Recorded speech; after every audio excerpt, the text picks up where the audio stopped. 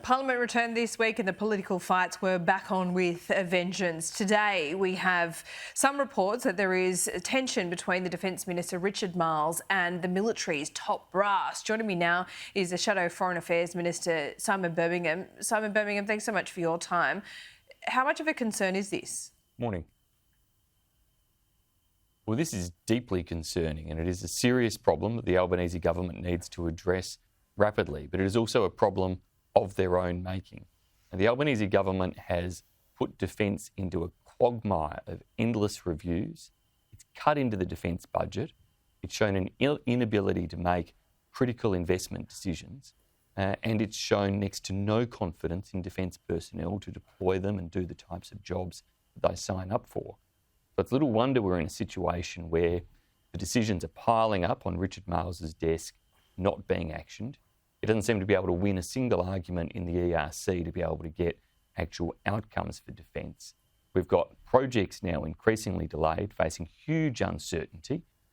As I was driving to the studio for this interview, Adelaide Radio is debating whether we're building 3 frigates or 6 frigates or 9 frigates. I mean, these decisions were made by the previous government.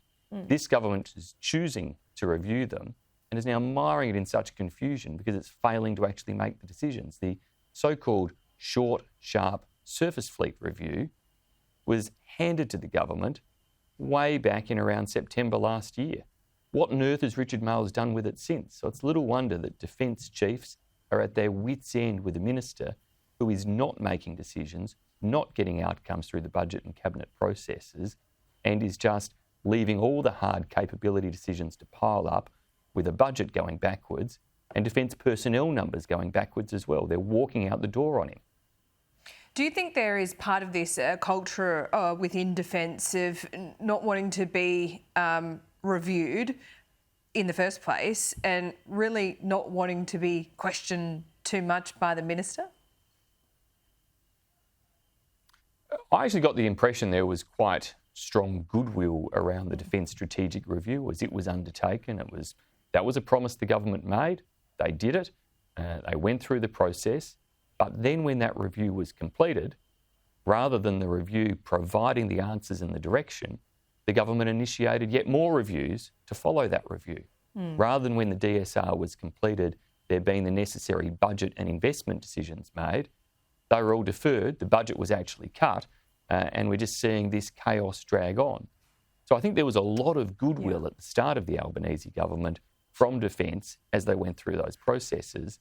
They've shredded the goodwill through their inability to make decisions and their refusal to invest. Let's get to the core concern here, and this was uttered by Richard Marles in Parliament, saying essentially the Defence Department is far from excellent. Would you agree with that assessment?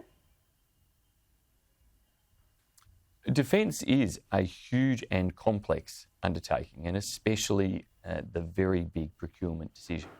And I think we all have to recognise that, and we have to work to try to build confidence in those big procurement decisions and projects when they're underway. And that's going to be especially crucial when it comes to AUKUS and the building of nuclear-powered submarines, as it is for the other big, particularly naval shipbuilding investments that are complex and challenging. And so we have to make sure we work to give them full support. But there's no point Richard Marles sledging the department when he's the minister who is not giving the department decisions they need to be able to execute projects and get on with things.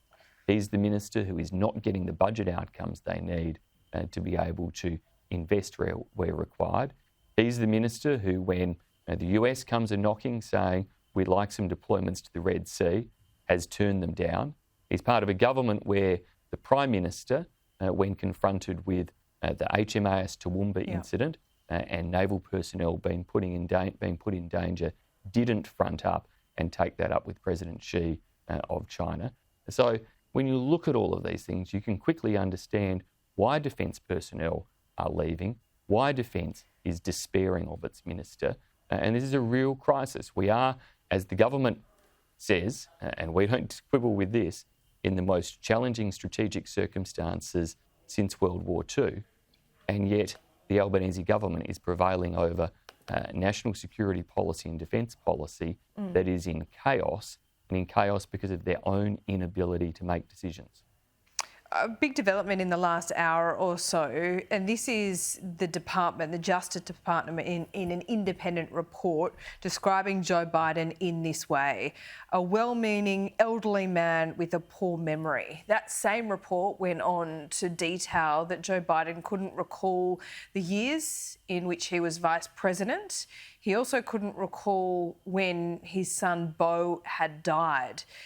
Is there concern now among America's biggest allies, including Australia, that Joe Biden would not be up for a second term? Well, Jay, you've asked me previous interviews about former President Trump and some of the commentary that exists around him, and I've always been careful there to give, of course, the diplomatic response, and I'm going to be the same when it comes to President Biden, and that is that ultimately our relationship is bigger than two individuals. It is about making sure that between our systems we are able to continue to pursue what is the most successful alliance really in modern times between Australia and the US, and our systems and the way in which they work are bigger than who's in the lodge or who's in the White House, and we've demonstrated that time and time again. So we have confidence that the right approach from Australia will yield the right approaches from the US, and they have a big election on this year, as we all know, and no doubt these factors will all play pretty hard into their domestic politics, but that's a matter for them.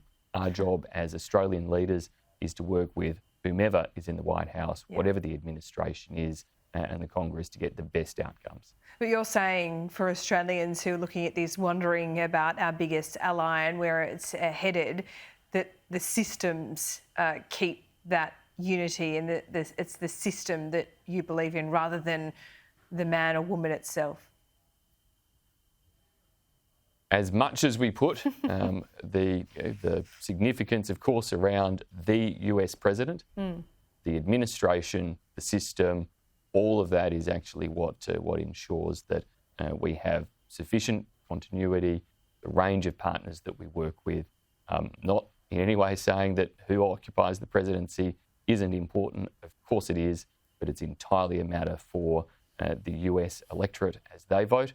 And for us, our responsibility, be it a coalition government, as we did very effectively with former President Trump, and then did with President Biden in striking the AUKUS deals, or for the current Labor government in delivering on those AUKUS deals, it's all about making sure we work effectively with whoever's there to get the outcomes for the alliance and the relationship.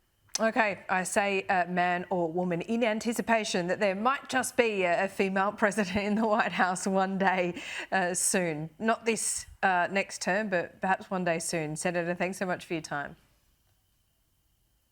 Thanks, LJ. My pleasure.